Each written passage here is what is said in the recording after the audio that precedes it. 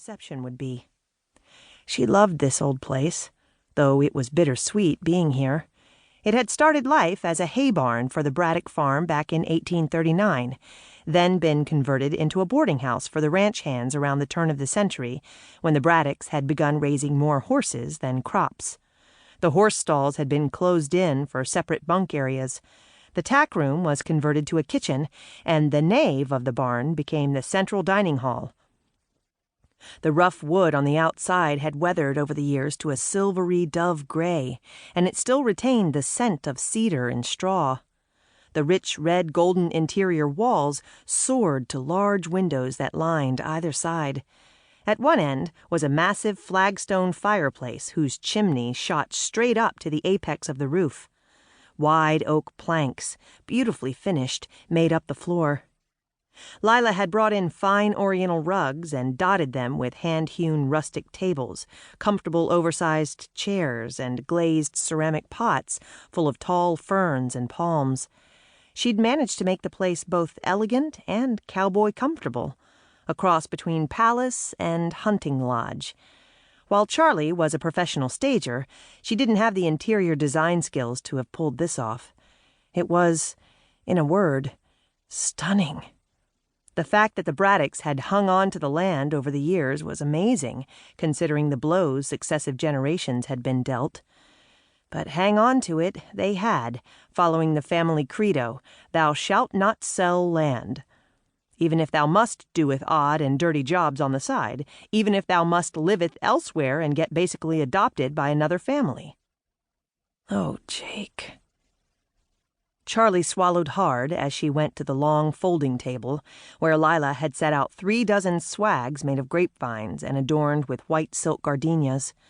Charlie tucked one under her arm, turned, and set one foot tentatively on the bottom rung of the ladder. "This is nothing, Charlie. Just do it." Jake had helped her climb up to the high hayloft over on the opposite side of the barn a couple of times before, in high school. Once she'd gotten past the climb, he'd made it plenty worth it. Before that awful day back in high school, before she and her family had left town in the wake of a devastating fire that killed her grandmother and burned down all the good times along with the Nash family home. "Why is there a funny look on your face?" Lila asked, appearing beside her and folding her arms across her chest. Charlie took 2 steps up. Not that skinny jeans were easy to climb in. Then 3 and 4. She looked down, wobbled, and clung fiercely to the sides of the ladder. The swag under her arm crackled in protest as she shoved it upward into her armpit, where it poked her painfully through the thin cotton of her black sweater. Small bits of leaves and twigs caught in the fabric. "What funny look?" Lila tapped her foot on the flagstone floor. "That one," she said, pointing at Charlie's face. "Hey, easy on the gardenias. They need to be unsquashed. Perfect.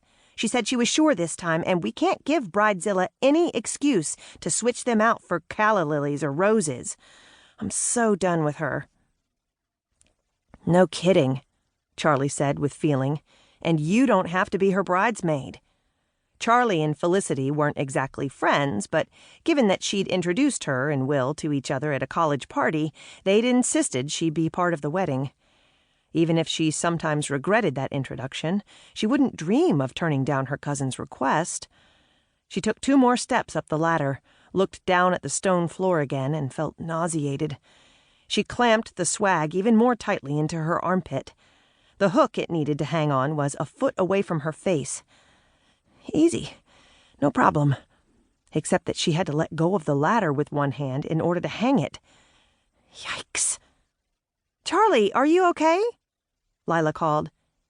"Yeah, no. I have to tell you something." Charlie eyed the hook. She clutched the ladder. She did not look at the floor again. She refused. Hook, swag, simple. Let go of the ladder with your left hand and hang the swag. Except she really needed to let go of the ladder with her right hand first in order to pull the swag out from under her left arm and rescue the silk gardenias. They probably didn't bloom well if saturated with secret antiperspirant. "So, tell me,